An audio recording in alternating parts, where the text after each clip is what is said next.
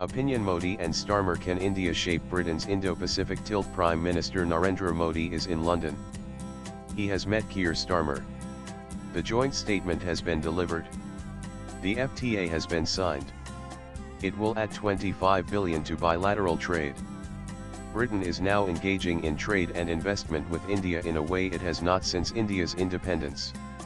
However, there is one major area the UK is especially focused on, something it hopes the FTA will help it achieve: the British ambition in the Indo-Pacific. Nan and the United Kingdom first flirted with the idea of an Indo-Pacific tilt 4 years ago. Major powers in the region such as India, Australia, China, Japan, Russia, and the US already had an Indo-Pacific policy. Talks were already underway on the FTA with India.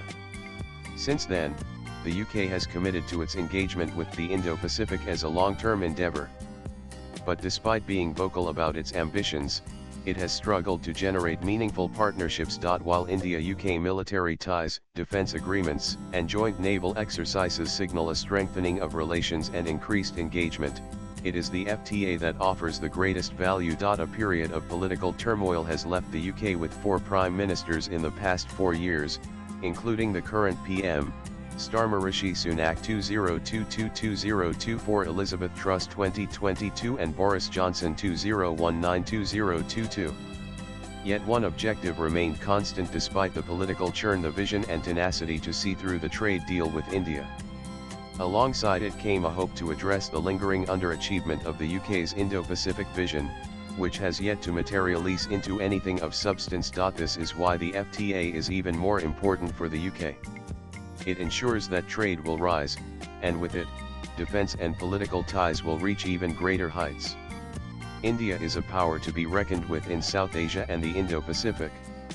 The UK recognizes it, and India recognizes the value of the UK as a close partner within the Western Bloc. Nan and India has emerged as the indispensable cornerstone of Britain's Indo-Pacific ambitions, not merely as a trading partner but as the regional heavyweight that can legitimize London's presence from the Indian Ocean to the Western Pacific. The UK's Indo-Pacific Minister, Catherine West, has explicitly acknowledged this reality, describing the UK's engagement as a generational mission, a long-term strategic posture. It represents a fundamental shift from episodic deployments to sustained strategic presence, with India as the primary enabler. The strategic calculations are straightforward: without India's backing, Britain's Indo-Pacific tilt risks becoming an expensive exercise in naval tourism.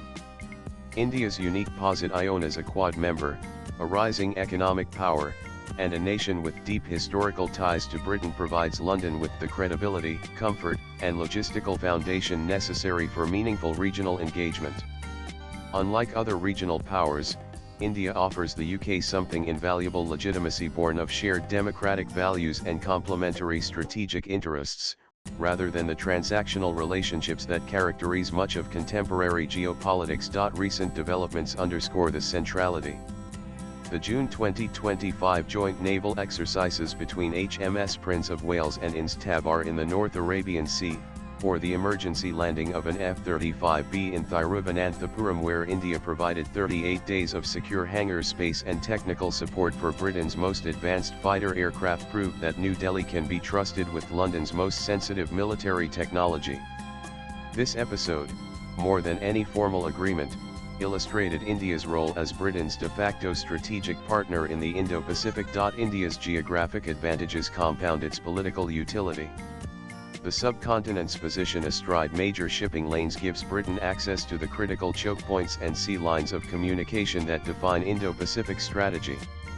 The UK's co-leadership with India of the maritime security pillar under India's Indo-Pacific Oceans Initiative provides an institutional framework for this cooperation, embedding British strategic interests within Indian regional leadership rather than competing with it. The defence dimension is equally compelling. India's rapidly expanding military capabilities, from aircraft carriers to nuclear submarines, offer Britain a force multiplier that smaller regional partners cannot. The 2022 Indo-Pacific Defense Agreement established frameworks for joint capability development, while the recent announcement of a 10-year defense industrial roadmap signals long-term strategic alignment. Britain is not merely seeking market access, it is positioning itself as India's partner of choice for advanced military technologies that will shape the region's security architecture for decades to come. 26 British companies announced new business ventures in India during Modi's visit, while Indian firms committed nearly $6 billion in UK investments. Rolls-Royce and HAL are expanding aerospace manufacturing in Tamil Nadu, while the University of Southampton has opened a campus in Gurugram, creating educational partnerships that will shape the next generation of bilateral cooperation. In UPS Defence Corridor, Trafalgar Square Capital has pledged $7.5 billion for an Ayodhya defence complex. Nanan trade has always been the foundation of Britain's global influence, and the Indo-Pacific requires economic staying power that military deployments alone cannot provide. The FTA addresses this challenge by creating commercial incentives for sustained British engagement across Indian supply chains from defence manufacturing to clean energy infrastructure. When 99% of Indian exports gain duty-free access to British markets, and UK firms see their average tariffs on Indian goods drop to 3%, the resulting economic integration becomes strategically irreversible. More subtly, the FTA positions Britain as India's gateway to post-Brexit global trade networks.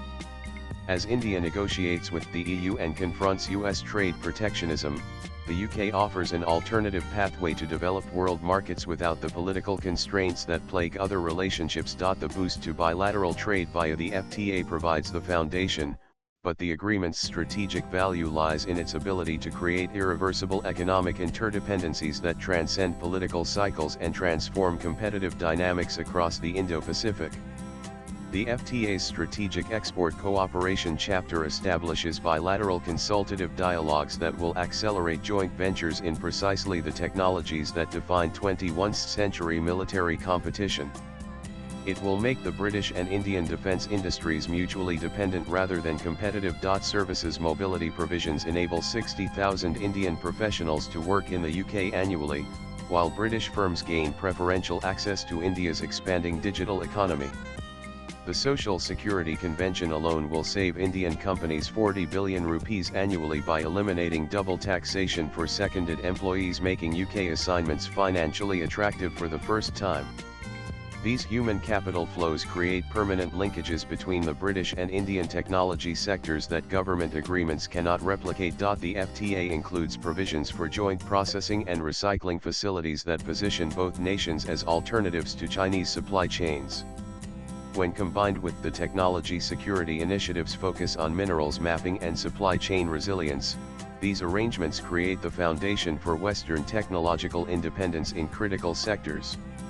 The agreement's strategic export cooperation provisions establish bilateral consultative mechanisms that will accelerate joint ventures in missile subsystems and electronic warfare capabilities.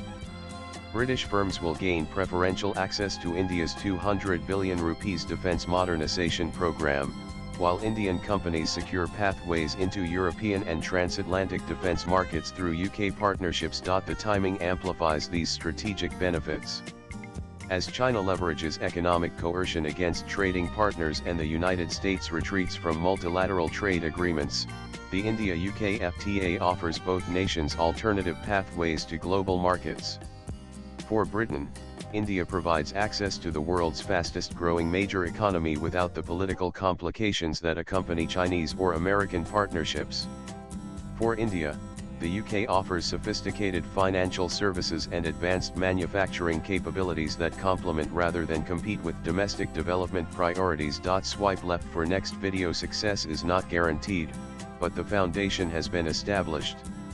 India's emergence as a global power and Britain's need for post-Brexit strategic relevance create alignments that did not exist even a decade ago. The FTA and Vision 2035 provide the institutional framework for capitalizing on these opportunities.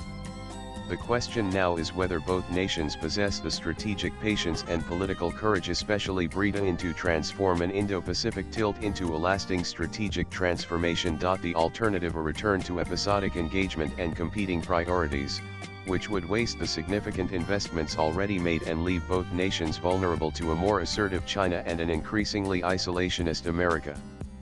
The partnership's success or failure will significantly influence whether democratic nations can effectively coordinate responses to 21st century strategic challenges or remain trapped in 20th century alliance structures that no longer reflect contemporary realities. Latest blogs